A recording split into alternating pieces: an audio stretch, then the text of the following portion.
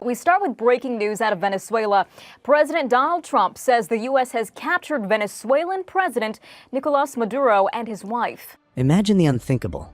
A sitting president, ripped from his palace in a midnight raid, now handcuffed on American soil. This isn't a movie plot. This is the reality of how Venezuela changed in one night. The shocking capture of Venezuela's Nicolás Maduro has ignited a global firestorm and a desperate power struggle. How did we get here? And what happens next to a country now on the brink? This is the real story of how Maduro was arrested. Picture a CIA drone strike on a quiet stretch of Venezuelan coastline. Not in a war-torn desert overseas, but right here in the Americas. This wasn't an accident. This was the first known-us drone strike on Venezuelan soil. And it was the opening move in a chain of events that would end with a president in handcuffs.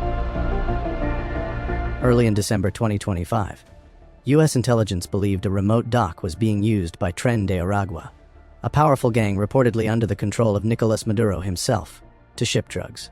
And so, a drone was sent. Think about that. A covert attack inside another country. That's not just an operation. It's a demonstration. It showed a terrifying capability, like Trump saying to Maduro, "We can reach anywhere inside your borders with pinpoint accuracy, and you can't stop us." The aftermath was just as telling. No press conference. No triumphant announcement from the Pentagon. Official Washington stayed completely silent.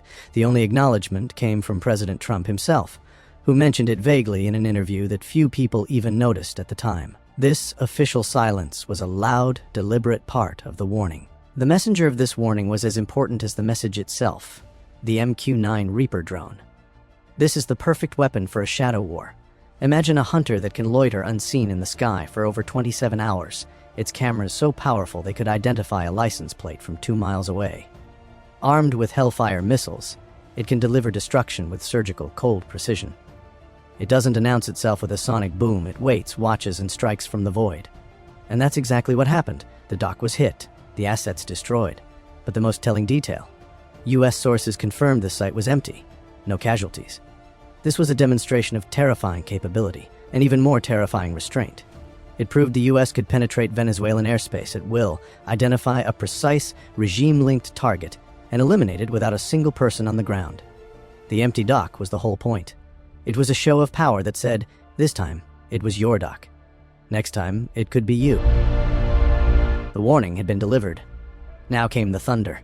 It began in the dead of night, at 2 a.m., Saturday, 3rd of January 2026, when the world was deeply asleep.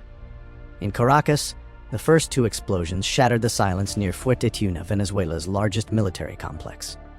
A journalist living nearby described being jolted awake, seeing fires erupt on the runway, and hearing the ominous roar of low-flying aircraft for over an hour. This wasn't a single isolated hit. Similar detonations rocked military sites across multiple states. The silent drone had been a precursor. This was the full-scale eruption. This was the work of the United States' most legendary commandos, the Army's Delta Force. Think of them not as soldiers, but as shadows with supreme authority. They are the absolute tip of the spear, the unit sent when failure is not an option. While the drone strike was a statement, Delta Force was the conclusion. Their mission was not to destroy a dock, but to extract a president. On the ground, chaos and confusion reigned. Venezuelan officials scrambled, claiming strikes had hit not just military bases, but also civilian neighborhoods. The defense minister announced a tally of injuries and deaths was underway, while the vice president grimly stated that both civilians and service members had been killed.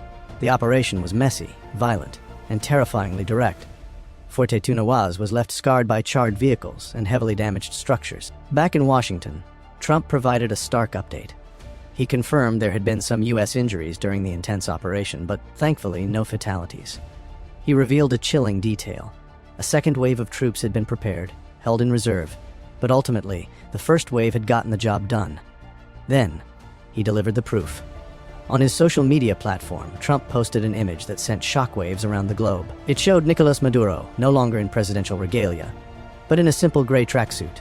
He was handcuffed, blindfolded, and aboard the USS Iwo Jima, a U.S. warship now cutting through the waves toward New York. The picture was worth more than 1,000 words. It was worth a presidency. The raid, for all its noise and fire, had achieved its singular, staggering objective. The capture was complete. The warship had completed its journey. By Saturday evening, the saga moved to its final stage, American soil. A military plane, carrying its extraordinary cargo, touched down at a secure airbase in New York. The journey from the presidential palace to the prison was complete. Shortly after, a video surfaced from official White House accounts. It showed a stark, powerful image: Nicolás Maduro, inside the headquarters of the Drug Enforcement Administration in Manhattan. This was the ultimate symbol of the charges against him. He was no longer in a tracksuit on a warship, but processed in the very heart of the American justice system he was accused of evading. His next stop would be a federal jail in Brooklyn, where he would await trial. The legal machinery of the United States was now firmly in control, grinding forward.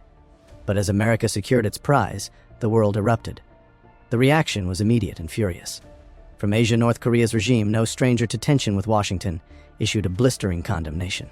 They called the operation a serious encroachment of sovereignty and a rogue and brutal act of American hegemony. For a country like North Korea, this was a nightmare scenario, playing out in real time, a precedent that struck at the very core of their own fears. Next, a major global superpower weighed in. China, a key ally to Maduro's government, demanded immediate action. They called on the United States to guarantee the safety of Maduro and his wife, and to release them at once. Beijing framed the entire strike and capture as a clear violation of international law and an attempt to topple a sovereign government. This wasn't just criticism, it was a major diplomatic challenge from a rival power. Finally, a voice of moral authority spoke from Rome. The Pope expressed deep concern, stating that the welfare of the Venezuelan people must be the priority, and that the nation's independence should be guaranteed. It was a call for peace and stability amid what the world saw as a dangerous and explosive intervention. In a matter of hours, the capture of one man on a New York tarmac had ignited a global firestorm. The United States wasn't just facing a legal case, it was facing the outrage of allies and adversaries alike, all accusing it of crossing a line that had reshaped the rules of international power. The gamble was made. Now, the consequences were beginning. So the impossible has happened. Nicolás Maduro is apparently in a cell in Brooklyn. But the story was far from over. In fact, it was just entering one of its most dangerous and chaotic chapters. Because when you remove the head of a state, you don't just create a prisoner, you create a power vacuum. And in Caracas, that vacuum was filled in a matter of hours. With Maduro gone, Venezuela's political machinery, still controlled by his allies, sprang into action. The nation's Supreme Court swiftly swore in Vice President Delcy Rodriguez. In a dramatic televised address, standing defiant, she declared herself the interim president and called Maduro the one and only president. Her first demand? His immediate and unconditional release from the United States. It was a clear message to the world, and to Washington: we are still here. The regime remains. This set up a breathtaking standoff. Because on the other side of the Caribbean, President Trump was making his own claims. He stated that the United States would essentially run Venezuela, overseeing what he called a safe and proper and judicious transition to a new government. But here's the trillion-dollar question he didn't answer. How? Trump said it would be a group effort and revealed that his Secretary of State had already been talking to Rodriguez herself. Even more startling, he claimed the new interim president had expressed a willingness to do whatever the U.S. asks. So, which is it? Is Delcy Rodriguez a defiant revolutionary protecting her boss's legacy, or a cooperative partner following Washington's script? The contradiction is jaw-dropping. We are now watching a surreal and high-stakes game of political chess. You have a U.S. administration claiming control from afar, and a Venezuelan government on the ground, trying to project strength and sovereignty, all while its leader sits in an American jail. The entire nation is caught in between, a piece on the board. This leaves us with an explosive unknown who truly holds the levers of power in Venezuela right now. And what happens when a promised transition meets the hard reality of a divided and resistant country? What do you think will happen next? Let us know in the comments below. And don't forget to like and subscribe to stay with us as this unprecedented story continues to unfold.